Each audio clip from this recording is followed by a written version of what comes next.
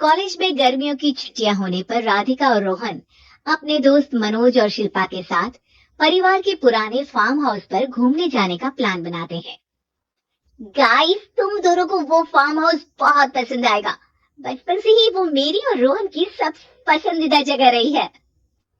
पर मैंने तो इतने सालों में तुम्हारे मुंह से कभी फार्म हाउस का नाम तक नहीं सुना। बचपन में फार्म हाउस जाते थे, लेकिन फिर अचानक सबने वहां जाना बंद कर दिया और वजह कभी किसी ने बताई नहीं। पर अब हम चारों मिलकर वहां धमाल करेंगे। इसी तरह बातें करते कुछ घंटों का सफर तय कर चारों शहर से दूर ऊंची पहाड़ी पर बने राधिका और रोहन के फैमिली फार्म हाउस पर पहुंच जाते हैं। वाह यार, ये तो बड़ा ही सुंदर है।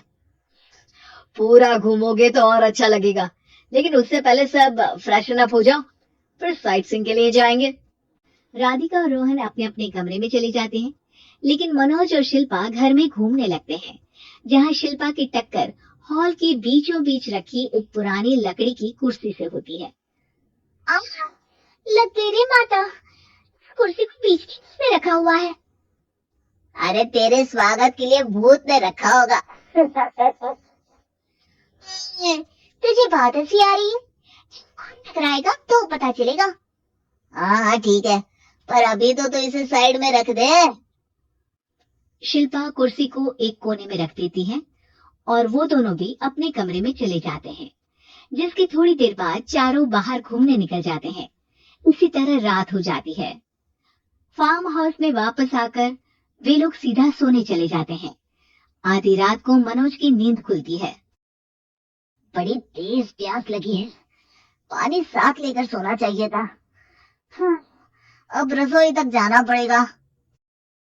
मनोज आंखें मलते हुए कमरे से हॉल में आता है और अचानक रास्ते में रखी कुर्सी से टकराकर जमीन पर गिर जाता है। अरे मर गया रे दादा, शिल्पा सही बोल रही थी, तेज होती है ये कुर्सी तो, पर इसे दोबारा बीच में किसने रखा?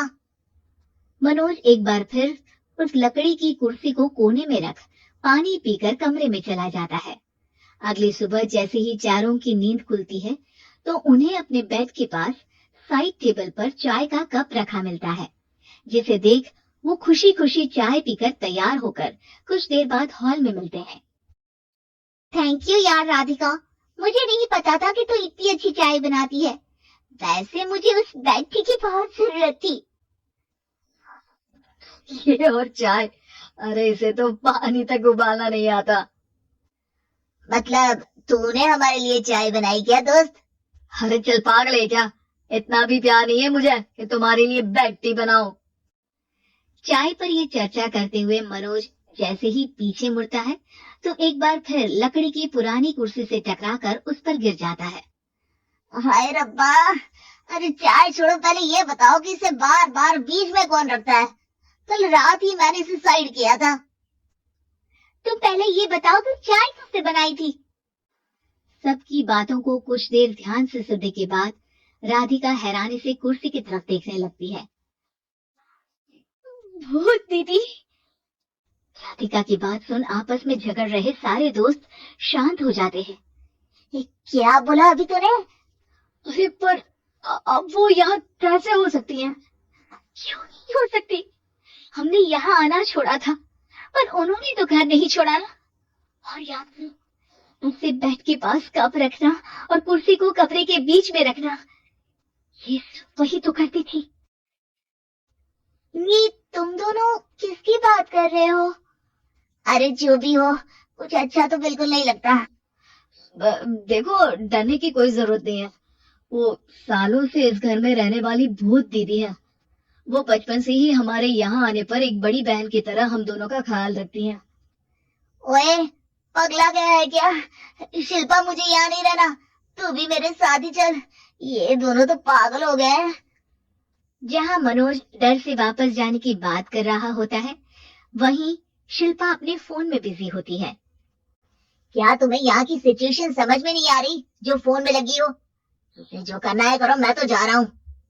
मनोज हड़बड़ाहट में अपने कमरे की तरफ जाता है, जिसके साथ राधिका और मोहन भी उसे रोकने के लिए पीछे पीछे जाते हैं, लेकिन शिल्पा वो तो अभी भी फोन में लगी रहती है। कुछ देर बाद जब वो तीनों दोबारा हॉल में वापस आते हैं, तो शिल्पा को सबके पैक्ड बैग्स के साथ देखकर हैरान रह जाते हैं। ये सब क्या है शिल्पा? यहाँ हम इसे समझा रहे हैं और तुम हमारे बैग्स भी पैक कर कर लेकर आई। अरे आखिर में फोन से बाहर निकलकर कुछ किया तो सही इसने। दोस्तों देखो, कल से हम यहाँ हैं।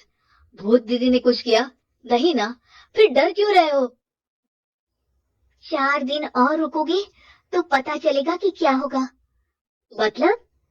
इस पर शिल्पा उन तीनों को फार्म हाउस से बाहर लाकर फोन में पुरानी न्यूज का आर्टिकल दिखाती है।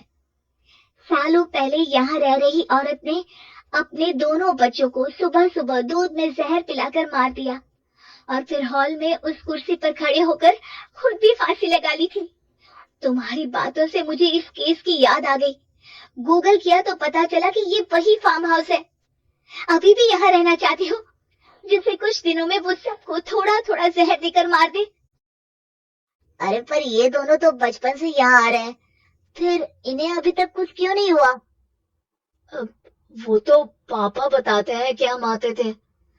हाँ, और मुझे भी एक बार का ही याद है। वाह, और कहानियां तो ऐसे सुना रहे थे जैसे सदियों से यहीं रहते हो। तीनों ये बात कर ही रहे होते हैं कि अचानक फार्म हाउस में से एक आवाज सुनाई देती है। किसी को जिंदा नहीं रहने दूंगी, किसी को नहीं। बस ये सुनने की देर ही होती है कि चारों डर से कांपते हुए तुरंत कार में बैठकर वहां से भाग जाते हैं।